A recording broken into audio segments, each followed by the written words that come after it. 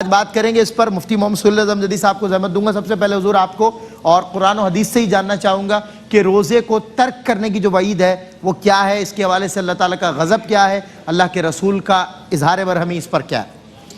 اعوذ باللہ من الشیطان الرجیم، بسم اللہ الرحمن الرحیم۔ الحمدللہ وحدہ والصلاة والسلام علی من لا نبی بعدہ، اللہم صلی علی سیدنا ومولانا محمد وعلی آلہ واصحابہ وبارک وسلم۔ آپ نے تمہیداً جو گفتگو فرمائی ہے واقعی ایسا ہے کہ پہلے لوگ اتنی آسانی سے روزہ چھوڑنے کے لیے تیار نہیں ہوتے تھے، یہاں تک کہ سلمان بھائی اگر کوئی بیمار بھی ہوتا تھا نا، اس سے کہا جاتا تھا کہ یار روزہ چھوڑ دو، وہ کہتا تھا نہیں روزہ نہیں چھوڑوں گا، نہیں روزہ نہیں چھوڑوں گا، روزہ رکھنا ہے۔ صحیح تھا۔ اور آج ہلکی سی بیماری اگر ہو جائے تو پہلی ترجیح لوگوں کی یہ ہوتی ہے کہ میں روزہ نہیں رکھ سکتا، اللہ اکبر، اور وہ خود چاہ رہا ہوتا ہے کہ میں روزہ چھوڑ دوں۔ اللہ اکبر۔ اس کا یہ اتنا بڑا اہم فرض ہے، اتنی اہمیت والا ہے۔ ایک تو قرآن کریم میں اس کا بیان موجود ہے، اور اس کے علاوہ جو ہے وہ ابن حبان نے اپنی صحیح میں اس روایت کو درج کیا ہے کہ نبی صلی اللہ تعالیٰ علیہ وسلم فرماتے ہیں کہ میں آرام کر رہا تھا اور اتنے میں دو افراد آئے اور مجھے ایک پہاڑ پر لے کر گئے، تو وہاں جا کر میں نے کچھ خطرناک قسم کی آوازیں سنی، تو میں نے پوچھا کہ یہ کس کی آواز ہے؟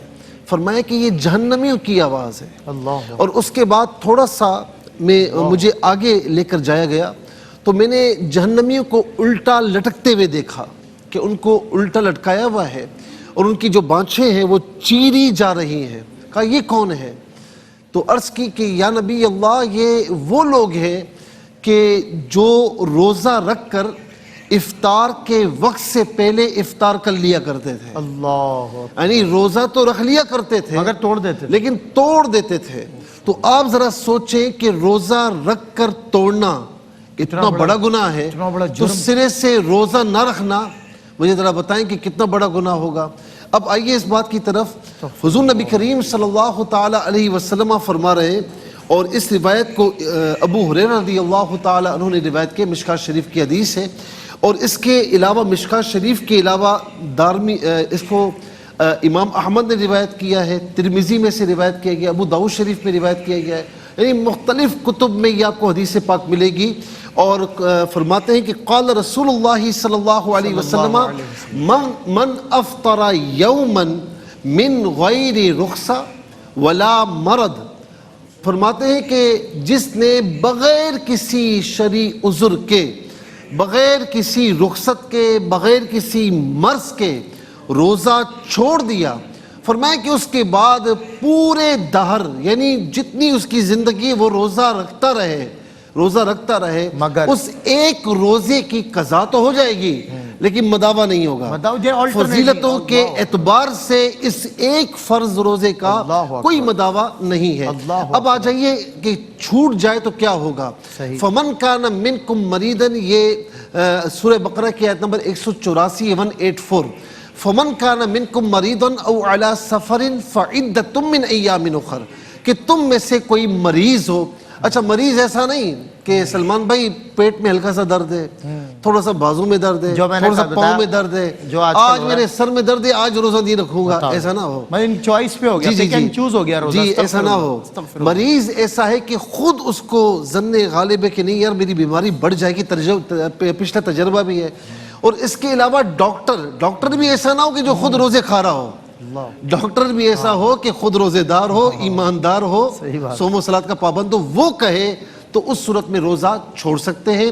یا سفر شرعی ہے، او علی سفر 57.5 مائلز یا 92 کلومیٹرز اگر اتنا سفر کرنا ہے تو یہ سفر شرعی کہلاتا ہے۔ مریض ہے، مسافر ہے، یا اس کے علاوہ علماء فرماتے ہیں کہ خاص طور پر وہ خواتین جو پیگنٹ ہیں تو ان کی ہمت بعض اوقات نہیں ہوتی، تو ایسے لوگوں کو روزہ چھوڑنے کی رخصت ہے، لیکن جتنے روزے چھوڑیں گے بعد میں فعدۃ من ایام اخر، اور ایام منہیہ کے علاوہ ان کو قضا کرنی ہوگی۔ اللہ اکبر، اللہ اکبر۔ بہت خوبصورت انداز سے قرآن و حدیث کی روشنی میں حضرت فرماتے ہیں، مجھے یاد ہے ایک بار آپ کی میری سفر میں بات ہوئی تھی کہ ہمیں اپنے بزرگوں سے یہ درس ملا کہ ہم بلوغت میں داخل بھی نہیں ہوئے تب سے ہمیں یاد ہے کہ ہمارا کوئی روزہ نہیں چھوٹا، تحدیث نعمت کے لیے بول رہا ہوں، اور ہم نے اپنے بزرگوں کو دیکھا کیسا عذر ہو، کیسا مہلک مرض ہو، ہم ان کو ڈاکٹر کہہ رہا ہے روزہ چھوڑ دو، روزہ نہیں چھوڑوں گا، وہی آپ کی والی بات، یعنی کہ وہ یہ کہتے تھے کہ پتہ نہیں مجھے اگلا رمضان روزے نصیب ہو نہ ہو،